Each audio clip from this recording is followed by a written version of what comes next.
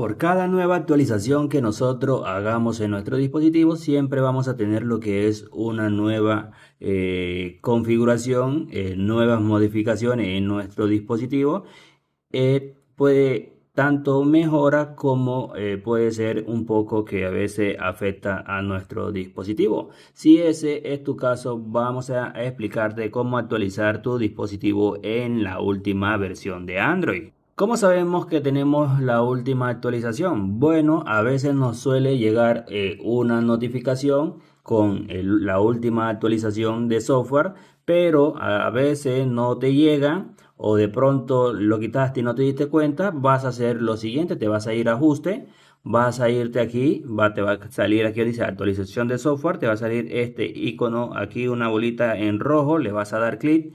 Y aquí le vas a dar donde dice buscar actualización y aquí vas a poder encontrar, le vas a dar en descargar, pero siempre es recomendable estar conectado a una red de Wi-Fi para tener esa última actualización lo más de rápido. Estas actualizaciones nos traen dos niveles: primero el nivel 1 que llegaría al 100% y luego el nivel 2 que también llegaría al 100% y luego le damos en instalar actualización. Bueno, ya aquí hemos llegado al 100%. Ahora lo que vamos a hacer nosotros es darle aquí donde dice reiniciar. Le damos en reiniciar y aquí automáticamente nuestro dispositivo se nos estaría reiniciando. Cuando se nos reinicie, vamos a esperar que nos lleve nuevamente a inicio.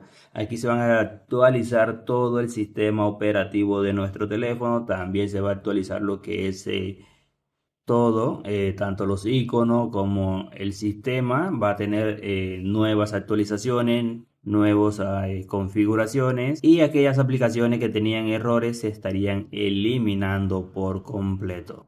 Aquí se nos estaría actualizando todas las aplicaciones. Esto va a reiniciar, no era como antes que demoraba varios minutos, ahora solamente suele demorar segundos.